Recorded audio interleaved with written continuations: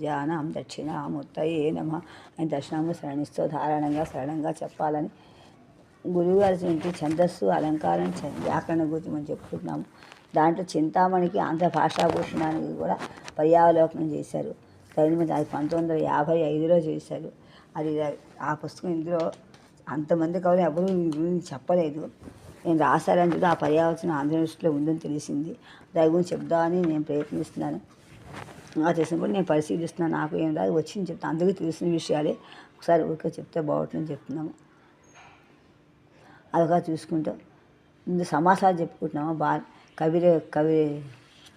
కవిరాజవాక్యంలో చెప్పుకుంటున్నాం మనము. కవిజన సంజీవిని రాశాడు ముద్దరాజు రామభద్ర కవి.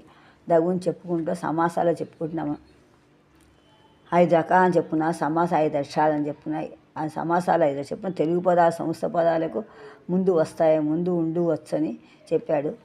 సమాస మధ్యంలో స్త్రీలింగ పదాన్ని తెలిగించడానికి గుర్తింపు ప్రారంభిస్తూ ఆయన తగు స్త్రీలింగము తెలిగింపక ఎంత సమాస మధ్యంబుననైనను నగధరులీలా భవనము అగణిత కాళింది తడపన అవళులు అనగన్ అని కవిజన సంజీవన్ రాశారు. దానికి ఉదాహరణగా చేస్తూ ఆయన రాఘవపాండేలో కవి ప్రయోగాన్ని చూపించాడు. ఉదాహరణగా చతుర్థ తరంగమైనటువంటి తరంగాన్ని పెట్టారు రాఘవపాండేలో. దాని తరంగం ఏంటంటే సంధి పద్ధతిలో ధృతాంధ్యత్వం చెప్పాడు.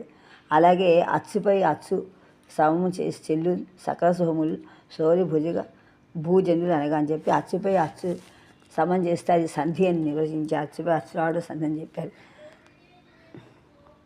పురస్వరం బేకాదేశం సంధిని పూరపరస్వరము పరస్పరం బేకాదేశం 3 సంధిని బట్టి చెన్నేసు చెప్పాడు. దాన్ని సంబంధిస్తూ అలా క్రియల తుది రేపం పొల్లుగా మారుతుందని చెప్పాడు. క్రియల తుదనగు రేపలు పల్లైనన్ గుతి చెల్లు ఆదవాదిపు తలతుని నియత వ్రతులనగా ధనంజయం ముఖ్యులు కోతులు అతని చయితంబులను అని కవిజన సంజీవిలో చెప్పారు. ఇంకా ఈ విధంగా 4 తరంగాల్లో కొన్ని వ్యాకరణాలు కూడా చెప్పారు. ఈ గ్రంథం వల్ల ఒక భాష ఒక గొప్ప లక్షణాలు సంపూర్ణట్లు కాదు, అయినా చెప్పిన ప్రతి దాన్ని కవి చూపడం దీనిలోని విశేషం. కవి చింతామణి కన్నా ఒక్క అడుగు ముందుకు వేసినందువల్ల దీని ఆంధ్ర వ్యాకరణ గ్రంథాల్లో విశిష్ట స్థానం వచ్చింది. ముద్దరాజు రామభద్ర రచించిన కవిజన సంజీవిని తర్వాత లాక్షణికుల అపకవ్యాధులకు మార్గదర్శనమైంది. ఈ అపకవ్యాధి సంపూర్తిగా కవిప్రయోగం చేయటం వల్ల కవిప్రయోగాల అవస్థ తెలుసుకున్నవాడు ముద్దరాజు రాముడు.